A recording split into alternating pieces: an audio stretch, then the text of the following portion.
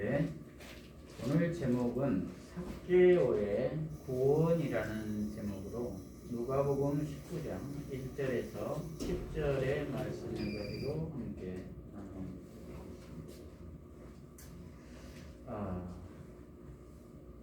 우리 모두는 인생을 살면서 누구나 천국에 가기를 원합니다. 즉 구원을 받기를 원한다는 것입니다. 그러나 우리 모두는 그 구원이 무엇이며 그 구원이 어떻게 오며 그리고 구원받은 자의 삶의 모습은 어떠해야 한가에 대해서는 정리가 잘 안 되어져 있는 경우가 많습니다. 그래서 때로는 몰라서 행동을 못하기도 하고 때로는 알면서도 설마 하는 마음에 하지 않기도 합니다. 오늘 본문을 통해서 살펴보도록 하겠습니다. 오늘 본문 전체 줄거리를 살펴보면은 예수님이 여리고로 지나가실 때 삭개오라는 세리장이요 부자인 그가 예수님이 지나가신다는 소식을 듣고 돌무화과 나무에 올라가서 지켜봅니다. 그럴 때 예수님이 그를 보자 속히 내려오라고 합니다. 그리고 그의 집에 유하시겠다고 하십니다. 그러자 그는 급히 내려와 예수님을 영접합니다. 그러자 무사람들이 수군거했습니다. 왜냐하면 그곳 사람들이 생각하기에 그를 죄인이라고 생각했기 때문입니다. 그리고 삭개오가 집에 들어가서 서서 예수님께 말하기를 자기 소유의 절반을 가난한 자들에게 주겠다고 하며 혹시 남의 것을 빼앗은 일이 있다면 4배로 갚겠다고 말합니다. 그러자 예수님이 이르시기를 오늘 구원이 이 집에 이르렀다고 하시며 이 사람도 아브라함의 자손이라고 말씀하십니다. 그러면서 예수님이 오신 것은 잃어버린 자를 찾아 구원하러 오셨다고 말씀하십니다. 여기에서 우리 모두가 생각해야 할 점은 첫째로 보고자 하라. 보고자. 1절에서 4절 보면은 예수께서 여리고로 들어가 지나가시니라. 삭개오라 이름하는 자가 있으니 세리장이요 또한 부자라. 그가 예수께서 어떠한 사람인가 하여 보고자 하되 키가 작고 사람이 많아 할 수 없어 앞으로 달려가서 보기 위하여 돌무화과 나무에 올라가니 이는 예수께서 그리로 지나가시게 됨이로라. 이렇게 기록되어 있습니다. 무슨 말입니까? 삭개오가 예수님이 여리고로 지나가신다는 소식을 듣고 보고자 하였다는 것입니다. 왜 보고자 하였을까요? 3절에 보면은 그가 어떤 사람인가 하여 보고자 하였다고 했습니다. 그것은 예수님에 대한 정확한 지식이 없었다는 말입니다.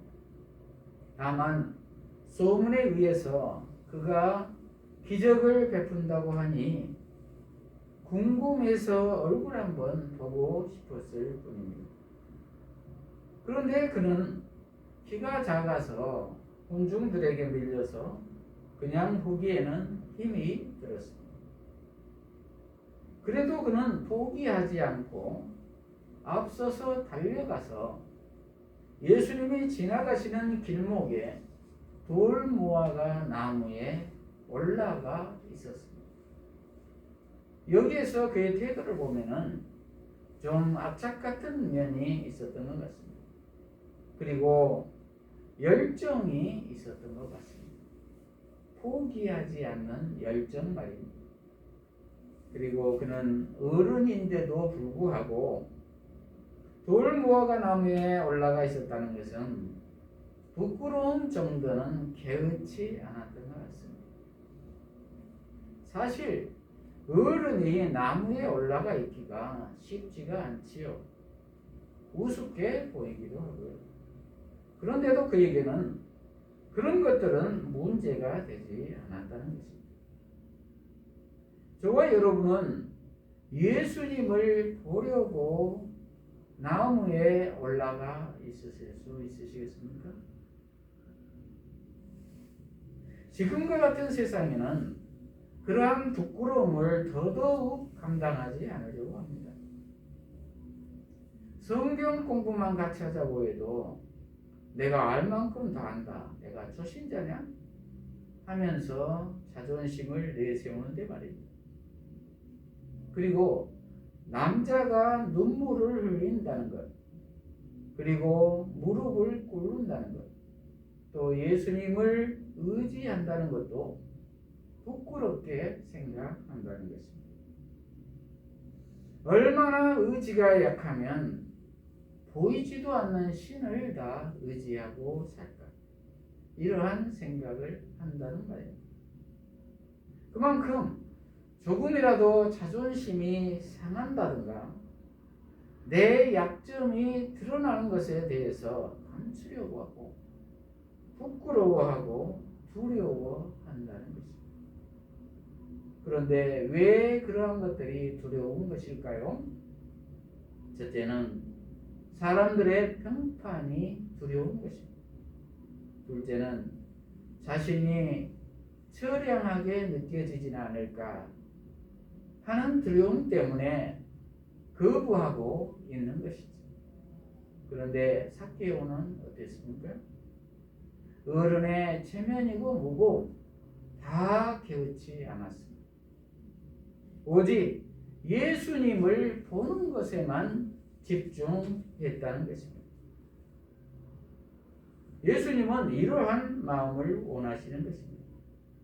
그래서 성경에 나무에 올라간 삭개오에 대해서 기록해 놓은 것이고, 그리고 삭개오는 사람들이 자신을 죄인 취급하는 것에도 개의치 않았습니다. 그렇습니다. 그의 열망은 오직 예수님을 보는 것이었습니다. 우리 모두도 오직 예수님을 보는 것에 집중하는 저와 여러분이 되시기를 바랍니다. 그리고 어떻게 보면 삭개오는 성격이 적극적이었던 것 같기도 합니다. 그리고 한편으로는 예수님을 보고자 하는 열망이 가득했던 것이죠. 이에 대해서 예수님이 반응하신 거 아닙니까? 저와 여러분은 어떻습니까? 이렇게 부끄러움도 개의치 아니하고 필사적으로 예수님을 보고자 하십니까? 알려고 하십니까? 그런데 우리 모두는 어떠한 어려움이 오면 그냥 포기하려고 하지 않습니까? 그런데 예수님이 원하시는 것은 이렇게 전심으로 예수님을 보고 싶어하고 알고 싶어하고 포기하지 않는 마음과 태도를 원하십니다. 이러한 우리 모두가 되시기를 바랍니다. 그러면 지금은 어떻게 예수님을 볼 수 있고 알 수가 있습니까? 그것은 성경을 통해서 예수님을 알 수가 있습니다. 성경은 성령의 감동으로 쓰여졌기 때문입니다. 성령이란 도우시는 영으로서 즉 예수님의 영입니다. 예수님이 승천하시면서 우리에게 보내주시겠다고 하신 영입니다. 그러므로 우리 모두는 그 성령과 함께 동행할 때 예수님 안에 거하게 되는 것입니다. 그러므로 우리 모두는 성경을 알려고 해야 하고 그리고 그 말씀을 의지해서 기도하며 순종해야 할 것입니다. 이러한 우리 모두가 되시기를 바랍니다. 둘째로 급히 내려와 즐거이 영접하라. 5절에서 6절에 보면은 예수께서 그곳에 이르사 쳐다보시고 이르시되 삭개오야 속히 내려오라 내가 오늘 내 집에 유하여야 하겠다 하시니 급히 내려와 즐거워하며 영접하거늘 이렇게 기록되어 있습니다. 무슨 말입니까? 예수님이 삭개오 집에 유하시겠다고 속히 내려오라고 하자 삭개오가 급히 내려왔다고 했습니다. 좀 생각해보고가 없습니다. 그냥 속히 순종입니다. 그리고 즐거워하며 영접했다고 했습니다. 전달락 18장 18절 23절에 부자 관원과 비교되지 않습니까?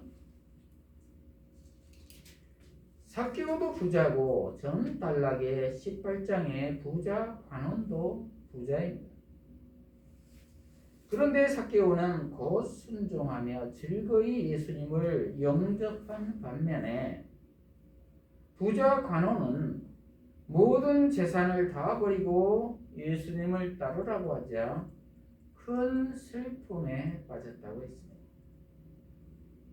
어떤 차이입니까? 부자 관원은 돈을 놓지 못했던 것입니다. 그러자 예수님이 말씀하시기를 낙타가 바늘귀로 들어가는 것이 부자가 하나님 나라에 들어가는 것보다 쉽다. 이렇게 말씀하십니다. 즉 부자는 구원을 받기가 어렵다는 것입니다. 그러자 사람들이 말하기를 그렇다면 누가 구원을 받을 수가 있겠습니까? 이렇게 질문합니다. 부자는 구원을 받을 수가 없냐? 이렇게 말하는 것이죠.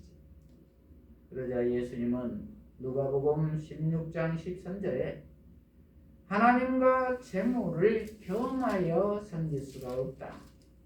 이렇게 단호하게 말씀하십니다.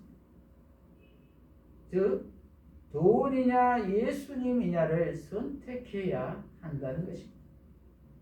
즉 돈 문제가 해결되지 않으면 하나님 나라에 들어갈 수가 없다는 것입니다. 이것은 내 안의 주인이 누구인가에 대한 문제입니다. 하나님은 내 안의 주인이 예수님이 되시기를 원하는 것이지요. 그러므로 예수 이름으로만 천국에 들어갈 수 있다는 것입니다. 죄 많은 내 이름으로는 결코 천국에 들어갈 수가 없다는 말입니다. 이렇듯 삭개오는 돈과 하나님 나라에서 하나님 나라를 선택한 사람입니다. 예수님을 선택한 사람입니다.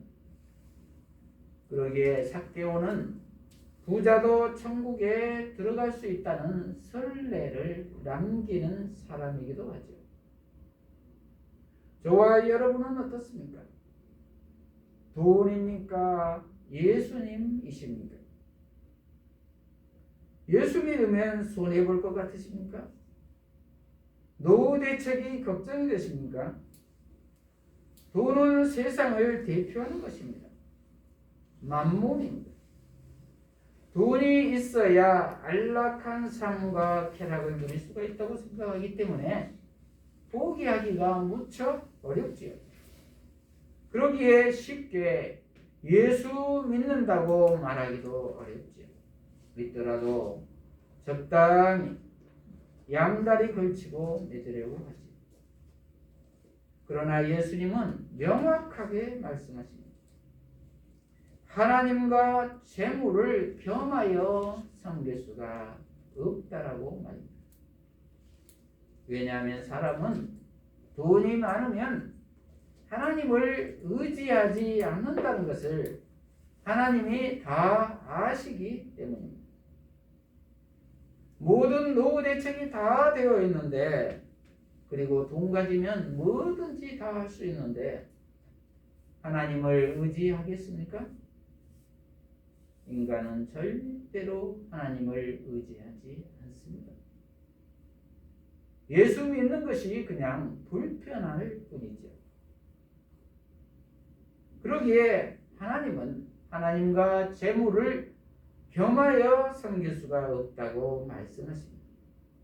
그러므로 저와 여러분도 명확히 하시기를 바랍니다. 그리고 삭개오처럼 속히 내려와 즐거이 예수님을 영접해야 할 줄로 믿습니다. 어쩔 수 없이 소가 도살장에 끌려가듯이 예수님을 영접하는 것이 아니라 즐거이 예수님을 영접해야 될 줄로 믿습니다. 이러한 우리 모두가 되시기를 바랍니다. 그런데 삭개오는 왜 이렇게 즐거이 예수님을 영접하는 것일까요?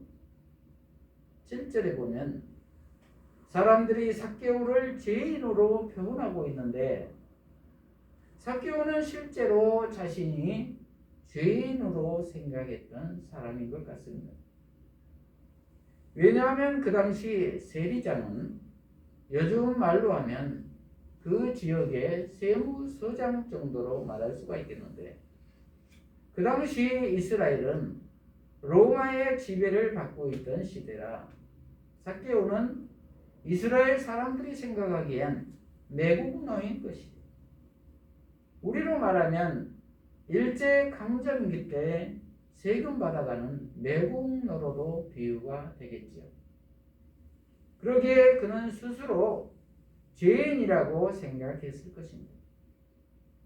그리고 사람들도 자신을 상대해 주지도 않고 그러한 외로운 사람이었던 것입니다.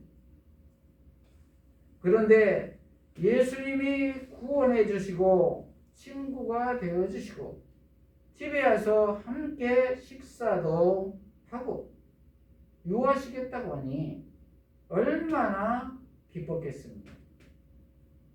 저 같아도 기뻤을 것 같습니다. 이렇듯 자신이 죄인이라고 생각되어진 사람이 예수님을 기쁘게 즐거이 영접할 수가 있다는 것입니다. 그러나 부자 관원은 어땠습니까? 자신은 모든 율법을 어렸을 때부터 다 지킨 사람이다. 이렇게 자칭 의인이었습니다.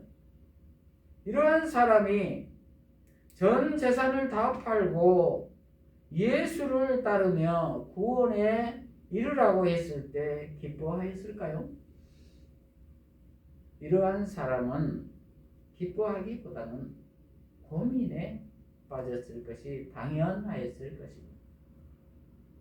결국 구원은 예수님이 주시는데 그리고 예수님께서는 조건 없이 우리에게 구원을 주시지만 굳이 조건이라고 한다면 우리 자신이 죄인임을 스스로 시인하는 것이 구원의 조건이라고 할 수도 있겠습니다.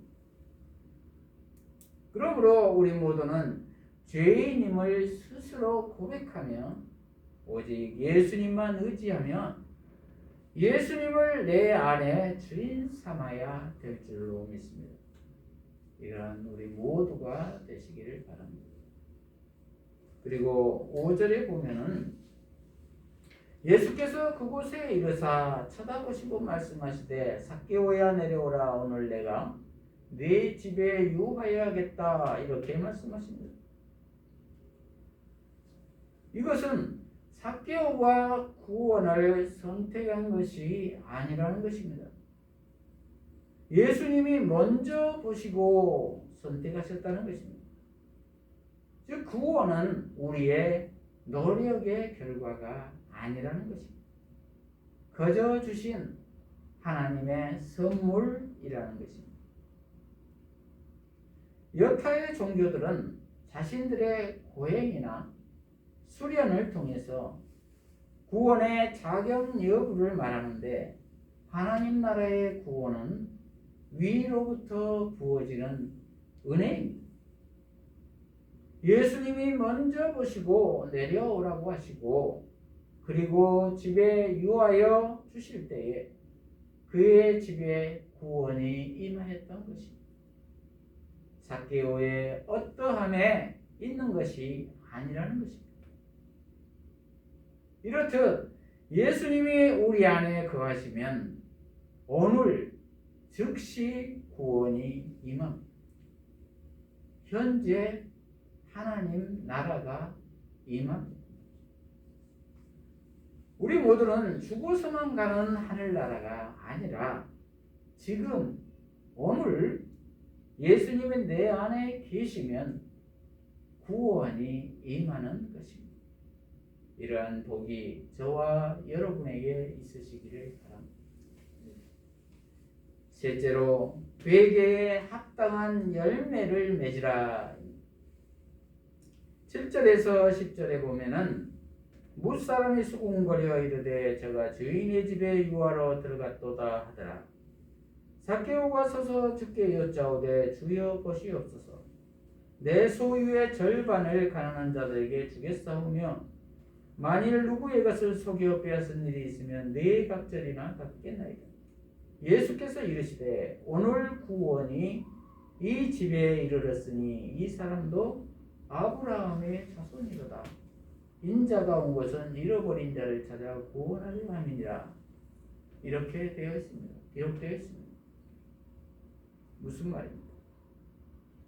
삭개오는 이제 예수님을 영접하여 새 사람이 되었으니 내 소유의 절반을 가난한 자들에게 주겠다고 합니다. 그리고 자기가 누구의 것을 속여 빼앗은 것이 있으면 4배로 갚겠다고 말합니다. 온전한 회개한 자의 모습입니다. 주머니가 회개해야 온전한 회개가 된다는 말이 있습니다. 왜냐하면 그만큼 돈의 위력이 크니까요. 자신의 전 재산을 다 하나님의 소유로 인정하기가 쉽지가 않다는 말이죠. 그런데 삭개오의 이러한 고백은 놀라운 고백입니다. 삶에서 실천하겠다는 강력한 의지입니다. 누가 강요하지도 않았는데 이러한 고백을 합니다. 구원받은 자의 열매입니다. 마땅한 반응입니다. 마태복음 13장 44절을 보면은 예수님은 밭에 감추인 보화의 비유로 말씀하십니다. 밭에 감추인 보화를 발견한 사람은 자기의 전 재산을 다 팔아 그 밭을 산다는 것입니다. 왜냐하면 계산해 보면 나오지 않겠느냐는 것이죠. 밭에 감추인 보화가 더 크겠습니까? 지금 내 재산이 더 크겠습니까? 그것은 비교할 수도 없이 밭에 감추인 보화가 크기 때문에 당연히 자기 재산을 다 팔아 그 밭을 살 수밖에 없다는 것입니다. 하늘나라의 보화는 이 세상의 보화는 비교할 수도 없는 것이죠. 그것은 그 구원은 영생이기 때문입니다. 그러므로 저와 여러분도 하늘나라의 보화인 이 구원을 얻었다면 이 세상의 모든 것을 다 팔아 구원을 택해야 될 줄로 믿습니다. 그런데 지금 재산이 아까우면 구원의 참 의미를 모른다고 보아도 과언이 아닐 것입니다. 그리고 이 세상이 더 재미가 있다면 구원의 참 의미를 모른다고 보아도 될 것입니다. 사도 바울은 그 많은 명예와 지식과 출신 성분들을 다 배설물로 여겼다고 고백하지 않습니까? 구원받은 자의 모습들입니다. 저와 여러분은 어떻습니까? 구원을 최상의 기쁨으로 삼는 저와 여러분이 되시기를 바랍니다. 그리고 삭개오는 그가 남의 것을 빼앗은 것이 있다면 4배로 갚겠다고 합니다. 그것은 앞으로의 다짐입니다. 앞으로 살아가면서 자기의 직무를 조정하겠다는 것입니다. 직장을 다 버리겠다가 아닙니다. 그것은 삶 속에서 철저하게 실천하는 삶을 살겠다는 다짐입니다. 그렇습니다. 이렇듯 구원받은 자의 삶은 반드시 열매로 나타납니다. 삭개오는 예수님을 만나고 나서 이렇게 철저하게 180도 변했습니다. 각오가 대단합니다.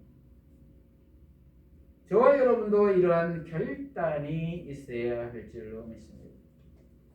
이러할 때 예수님은 오늘 구원이 이 집에 이르렀으니 이 사람도 아브라함의 자손이니로다, 이렇게 선포하십니다. 여기에서 우리 모두가 생각해야 할 점은 입술의 회개가 다가 아니라 삶의 실천이 전제가 되어야 한다는 것을 알 수가 있습니다. 열매가 있어야 한다는 말입니다. 그래야 온전한 구원이 이루어진다는 것입니다. 그러므로 저와 여러분도 입술의 회개와 더불어 삶 속에서 온전한 회개와 실천이 있으시기를 바랍니다. 말씀을 마무리합니다. 저와 여러분은 구원을 받았습니까? 그렇다면 점검을 한번 해보십시다. 첫째로, 내가 예수님을 간절히 보고자 하는가? 입니다. 열망이 오직 예수님인가를 점검해 보아야 할 줄로 믿습니다. 둘째로, 급히 내려와 즐거이 영접하는가입니다. 계산하고 있지 않나 생각해 보아야 될 줄로 믿습니다. 그리고 즐겁게 영접하는 삶을 살고 있는가를 점검해 보아야 될 줄로 믿습니다. 혹시 도살장에 끌려가듯이 신앙생활을 하고 있지는 않는지 되돌아 보아야 할 것입니다. 셋째로, 삶의 열매가 있는가를 되돌아 보아야 한다는 것입니다. 실제로 주머니가 회개하고 하나님 중심이 더 먼저여야 하고 부당한 재물과 부도덕한 행동이 있다면 단절해야 한다는 말입니다. 이러한 우리 모두가 되어서 구원에 합당한 삶을 살아감으로 하나님의 영광을 드러내는 저와 여러분이 되시기를 축복합니다. 기도하십시오. 하나님 아버지, 오늘 삭개오의 구원을 통해서 구원의 참 의미를 깨닫게 하시니 감사합니다.